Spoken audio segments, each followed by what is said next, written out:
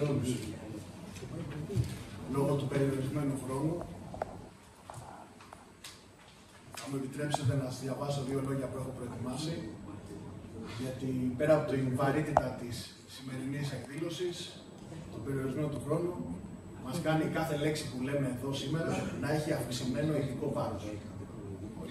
Αξιότιμοι κύριοι και κυρίες, αγαπητοί εθελοντές, κύριε Γερασιμάτα, είναι μεγάλη τιμή η σημερινή ομαδική βράβευση από το Ελληνικό Ινστιτούτο Διαχείρισης Κρίσεων και Καταστροφών για την προσφορά μας στην πολιτική προστασία της χώρας.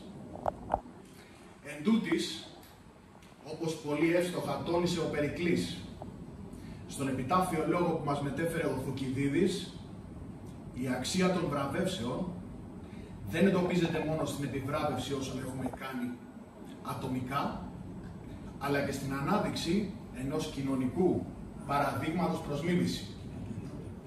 Παράλληλα, όπως αναφέρει ο Πλάτων, στην πολιτεία κάθε τιμή που αποδίδεται σε έναν άνθρωπο δεν πρέπει να εκλαμβάνεται ως επιβράβευση για πράξη του παρελθόντος, αλλά κυρίως ως ευθύνη. Ευθύνη και δέσμευση για ακόμη μεγαλύτερη προσπάθεια στο μέλλον. Με επιχειρήματα αυτού του βεληνικούς, σήμερα δεσμεύομαι και εγώ προσωπικά, αλλά δεσμευόμαστε και όλοι, ενώπιόν σας, ότι αυτή η διάκριση θα αποτελέσει έναυσμα και υποχρέωση να συνεχίσουμε με μεγαλύτερη ένταση και συνέπεια την προσπάθεια για την προστασία και την ασφάλεια της κοινωνίας μας. Σας ευχαριστώ πολύ.